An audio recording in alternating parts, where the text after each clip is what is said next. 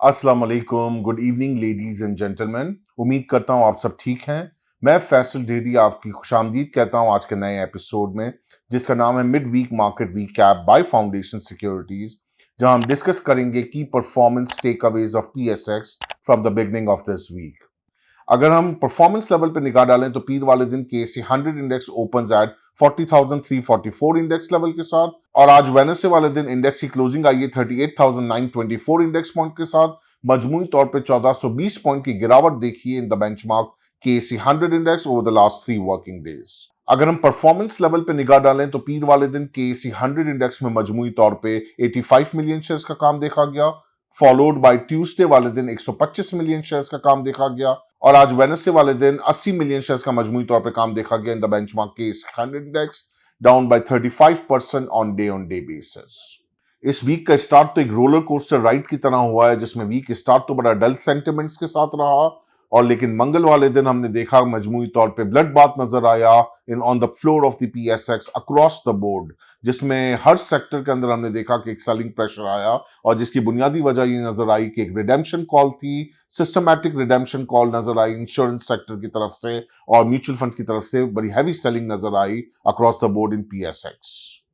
चले, ये तो रूटीन की रिडेम्पशन कॉल्स होती हैं बहरहाल, लेकिन हमारी यहाँ इकोनॉमिक और पॉलिटिकल सिचुएशन का अभाम भी अभी तक तातुल का शिकार है। हम पॉलिटिकल ग्राउंड पे भी देखते हैं तो अभी भी एक बहुत बड़े लेवल पे महाजराई चल रही है।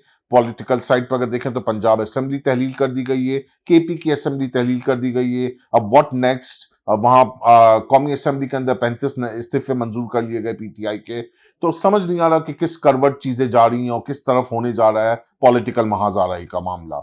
लेकिन let's hope for the best. हमें जो फिक्र है, हमें जो नजर आ रहे हैं चीजों के अंदर कंसर्न, वो है आईएमएफ। जितनी देर आईएमएफ की डील के अंदर होगा, जितना तातुल का शिकार ये प्रोग्राम होगा, उतना अनसर्टेनिटीज और बढ़ेंगी, क्योंकि इसी से लिंक बहुत सारी चीजें हैं। पॉलिटिकल मामला भी आधा तो इसी से ही हल हो जाना है।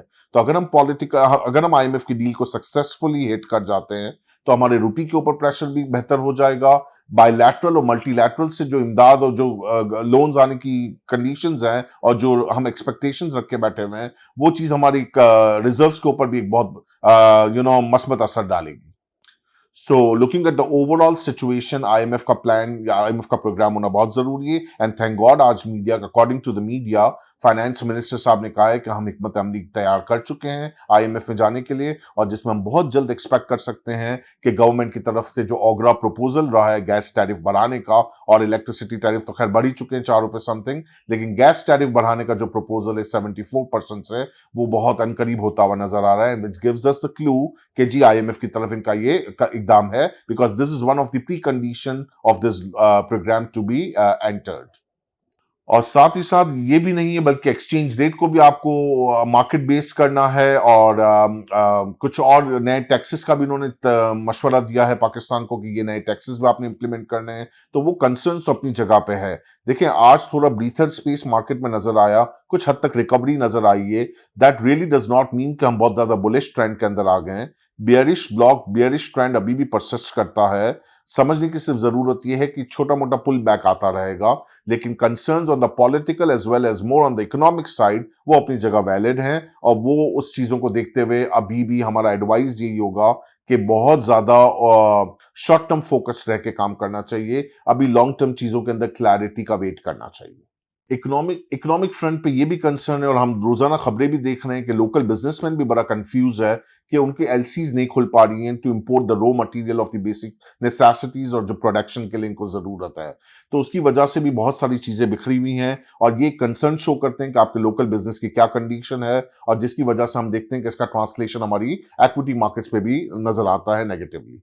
जैसे मैंने आपको पहले भी बताया कि आईएमएफ की जितना जल्दी डील को हम हिट करेंगे, उतना आसानी हमारे लिए फॉरेक्स साइड पे हो जाएगी, जो इस वक्त हम बिल्कुल बॉटम के लेवल पे हैं, और हमारे पास इस वक्त इंपोर्ट कवरेज रेशियो भी अंडर 4 वीक्स का रह गया है। तो to sum up all the conditions, जिस तरह का आज ब्रीथर स्पेस हमें मिला है मार्केट के अंदर, वी लुक फॉरवर्ड कि अगला सेशन भी हमें थोड़ा बेहतर पार्टिसिपेशन के साथ नजर आए।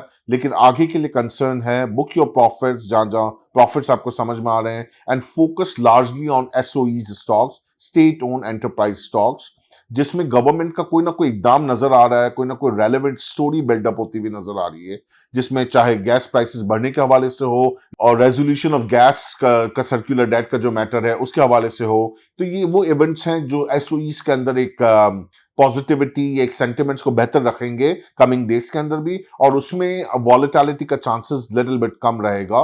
तो यहां से आई थिंक स्टेट और एंटरप्राइज में पीपीएल, ओजीडीसी, पीएसओ, एसएनजीपी, एसएसजीसी, ये वो स्टॉक्स हैं जिनको रिडार में रखना चाहिए शॉर्ट टर्म ट्रेडिंग के लिए। और बाकी चीजों के अंदर थोड़ा सा वेट रखना चाहिए क्लैरिटी का, कि अगर हम आईएमएफ के अंदर चले जाते हैं और चीजें स्मूथ हो जाती हैं तो फिर all is well for the market इंशाल्लाह।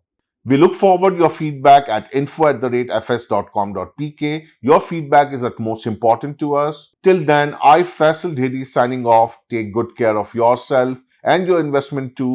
Have a pleasant evening. Goodbye.